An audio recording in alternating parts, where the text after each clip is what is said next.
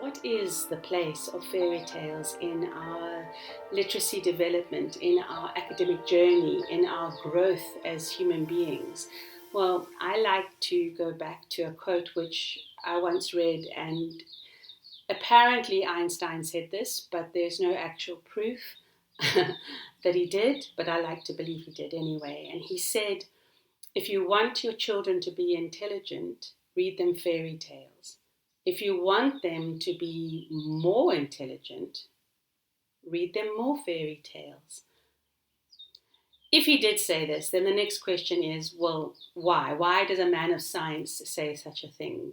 And I believe that it's because fairy tales do a few different things, and one of them is that they activate, that they ignite the imagination. And imagination is key for creative thinking, which is key for problem solving. So a fairy tale invites the listener, invites the child into a world of make-believe, a world where the impossible is, a world where there are wicked witches, where there is the dangerous wolf around every corner. There are dragons, and there are impossible scenarios. And as the child listens to such stories, they're beginning to ask questions. Why? Why does that wolf want to do this? Why is the dragon so unhappy or angry? Why does the witch want to cast such a spell?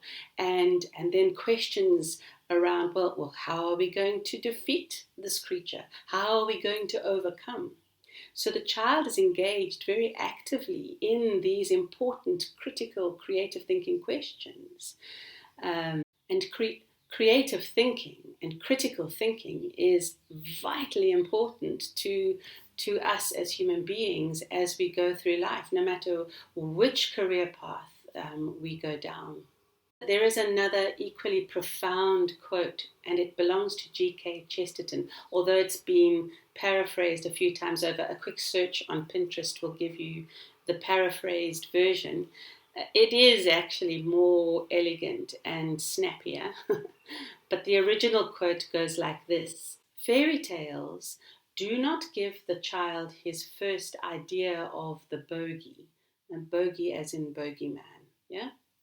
What fairy tales give the child is his first idea of the possible defeat of the bogey. The baby has known the dragon intimately ever since he had an imagination.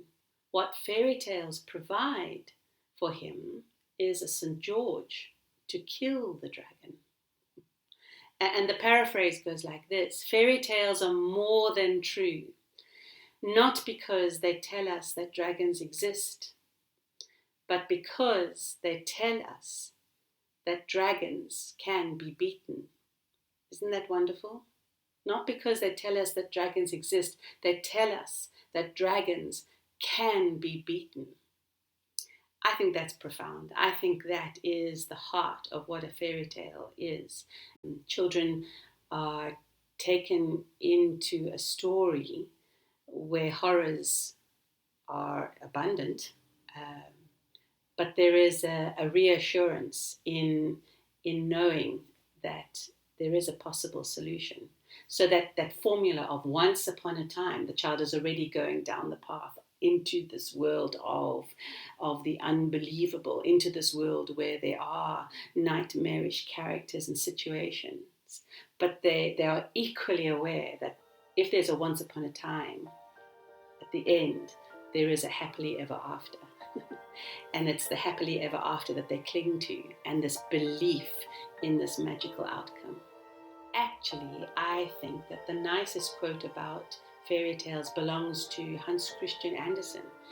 And he said, life itself is the most wonderful fairy tale. I think that's quite a profound observation. It's not a twee thing. It's not a quick, glib, easily spun phrase. It's weighted. Because if we accept that all fairy tales begin with a once upon a time, and end with a happily ever after, then what he's saying is that life does come with its difficulties, it does come with its challenges and dark days, but we have within us the strength to overcome. We have within us the ability to write our own stories, despite the difficulties, despite the challenges, despite whatever else is being thrown at us in a dark and awful way. We have an inner strength, and I think that's an amazing gift to give any child, through fairy tale, through this belief in in in the unbelievable, um, that you can equip children to an extent through fairy tale. Now, there are two major bodies of work where we can find fairy tales. One is the Grimm's fairy tales, and these were collected from all over Europe over 100 years ago by the brothers Grimm. They went and they sourced folk tales, fairy tales from all parts of Europe at the time, and they put them together. And the other is the collection of fairy tales which Hans Christian Andersen wrote. And these you will know, you will have heard of them. The Ugly Duckling, the Nightingale, the Steadfast Tin Soldier, one of my favorite, the Wild Swan's Little Mermaid, the Snow Queen, and so on.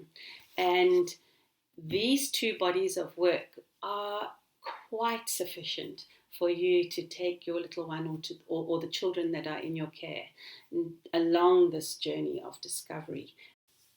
My most favorite fairy tale of all was written by neither Andersen nor the Grimms. It's the story of Beauty and the Beast. And I was thinking lately about whether a story which touches us or has a profound effect on us as a child, whether it stays with us and in some way influences our thoughts, our philosophies, our worldview, or was that story so impactful, if that's a word, at the time because it resonated something within us already. I would love to know if you have a favorite fairy tale and whether you feel that somehow it helped to mold your perceptions and your way of being in the world. Yeah? So I will record quite a long playlist of fairy tales for you to introduce or to play for your children or listen to yourself. Return to childhood and let's begin at the beginning.